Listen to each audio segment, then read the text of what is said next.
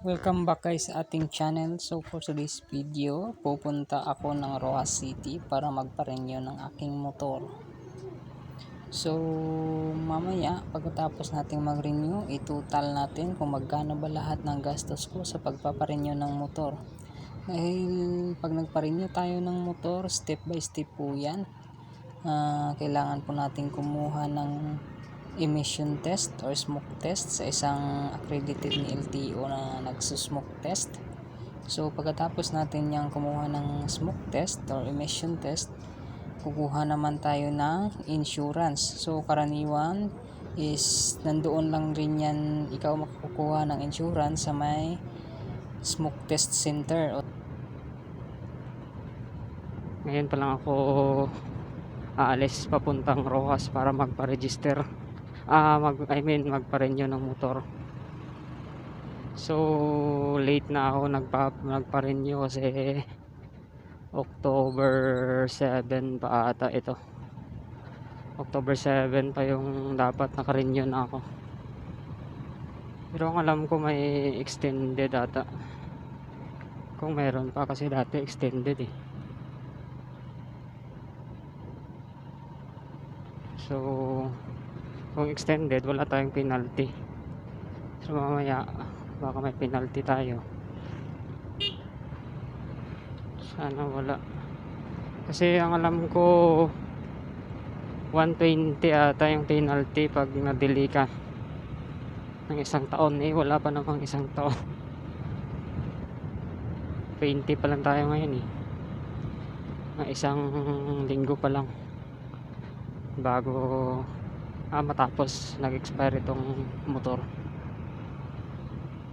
So malalaman natin mamaya kung may penalty ba wala. So ngayon pala guys, may bago na sa LTO na pwede na tayo na mismo yung mag-renew at ipiprint na lang natin yung ating OR through online. So kailangan lang natin ng portal. So kapag nagre-renew ka, so may portal ka na niyan, no? Dapat alam mo yung iyong ID number or password para doon ipaprocess mo yung iyong OR. May fill upan ka doon na parang para sa insurance at para sa emission at smoke test ng iyong motor. So pag natapos mo yon, maraming ways para magbayad, through online din or through banking or e-wallet. So tingnan nyo na lang kapag nag-renew kayo, no? Makikita nyo naman doon kung ano ba yung available sa inyo na payment. So kung may bank savings account kayo sa bangko, pwede.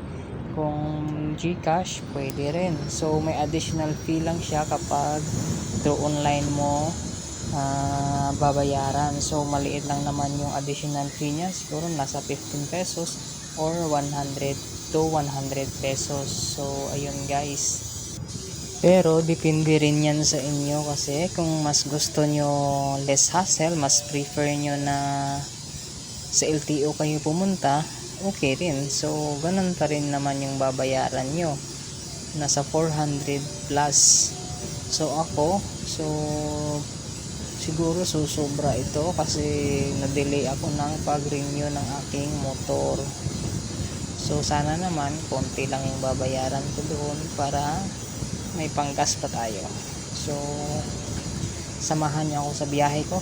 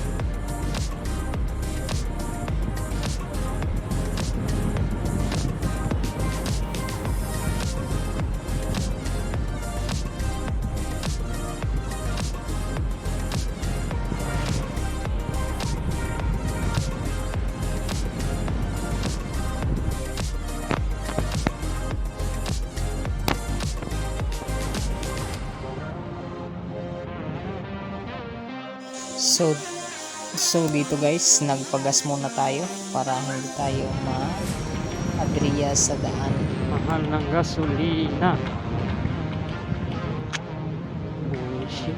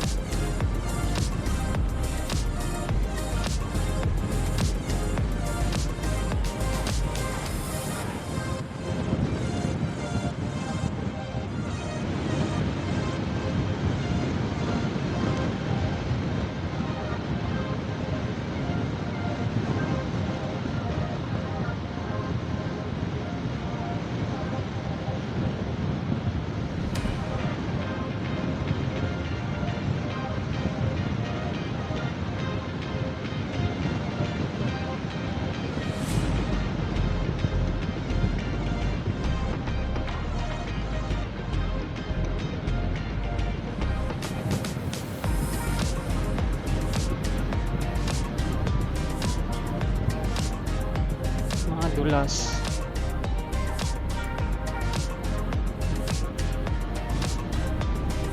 Sa mga bago dyan sa aking channel, baka hindi pa kayo nakasubscribe, subscribe na po kayo para updated kayo sa mga video ko pang susunod. So ako po ay isang maliit na motovlogger pa lang. So matagal-tagal na tong channel ko kaso napabayaan dahil sa walang ma-content.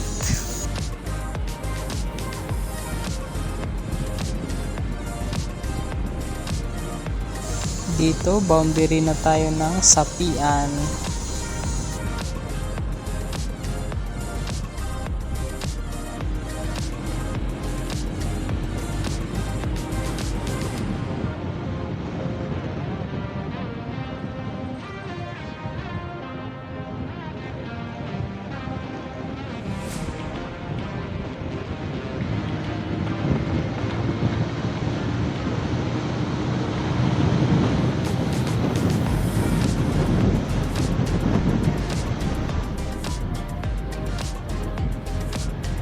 Pero yung guma natin sumasayaw sa likod eh.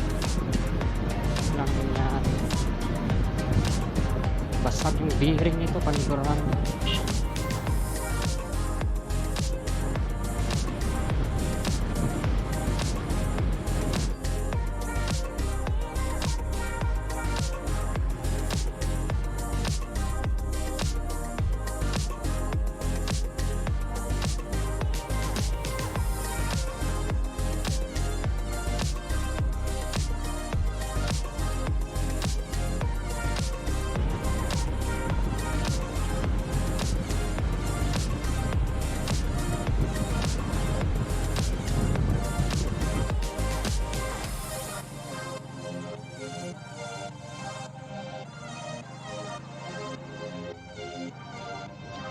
We are here in Panay, Pueblo de Panay.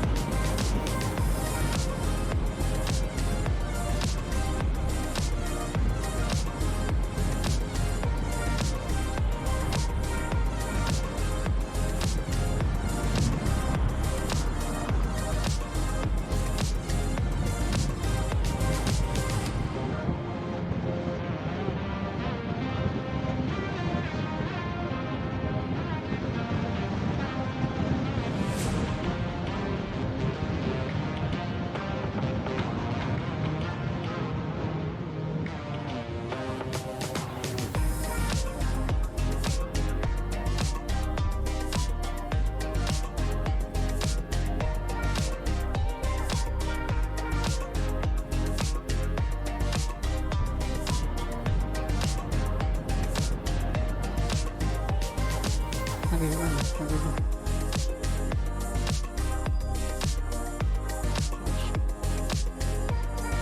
Ito pala eh. Open boss. Oh. So dito pa lang guys sa may entrance is i-check na nung nagbabantay yung iyong OR at saka CR na dati, tsaka i-check niya agad yung iyong mga signal light na light, brake, lahat chine-check dito bago ikaw dumiretso doon sa mismong testing center nila para hindi ka na pabalik-balik dito.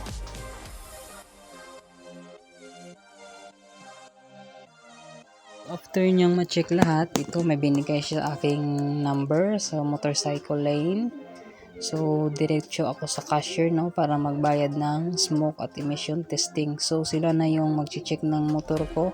Hindi na ako pumunta doon at hindi ko na tiningnan dahil hindi naman na kailangan dahil okay naman yung motor ko na yon. So, mag-aantay na lang ako after ko magbayad dito.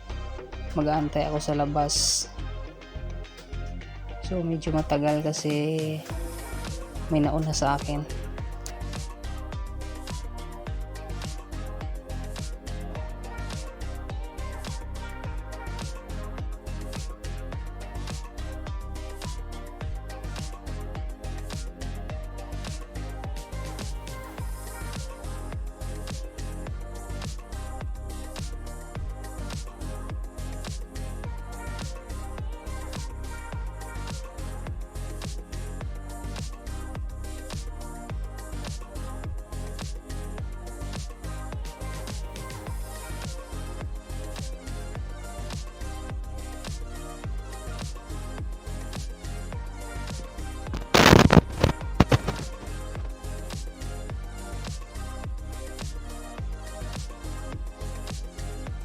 Dito nga guys, may pinil upan ako dito. So at may nagbigay ako ng number ko. At saka nagbayad na din ako dito. Para dire-diretso na ako, mag-aantay na lang ako ng motor ko. So dito, pwede kang magtanong kung may insurance ba o wala sila dito. So dito is meron na silang insurance din dito binibenta. So tingnan natin. Ayan guys, after ko magbayad, binigyan ako ng number sa waiting area nila. Dito natin naantayin yung motor na na-check na nila. So ayan yung waiting area nila. Konti lang kasi tanghali ako pumunta dyan. So walang masyadong nagpaparenew. So dito din is may free water sila, na mineral, may free coffee, may CR din. Ito nga pala guys yung aking smoke test at saka insurance. So ayan, pasado naman yung aking smoke test. Lahat ng parts ng motor pasado yan. Pasa. So thank you kay Sir Paul. So ayan. So ayan, for CTPL use only. So insurance yan guys, yan yung insurance natin, Stronghold. So nagkakahalaga yan ng 600 pesos. So ito yung dati kong OR. So nagkakahalaga lang siya ng 322 pesos. So magkano yung ating bagong OR? So yung bagong OR natin, in-apply natin through online is nagkakahalaga ng 425.75 pesos. So through GCash ko yan binayaran through online. So kung kayo nahihirapan through online, pwede kayong pumunta sa LTO mismo at dalhin nyo lang yung inyong insurance tsaka yung smoke test at ang inyong original OR CR. So ayan sa guys. So yung total natin na gastos for renewal is 600 for insurance, 600 for smoke test, and then nagbayad tayo ng 425.75 centavos sa ating OR through online. So ang total nyo is nasa 1,625.75 centavos. So labas dyan yung ginas natin na 300 tsaka yung kain natin na 150. So a total of plus 1,625.75. So nasa 2,000 75.75 pesos yung total nating nagastos.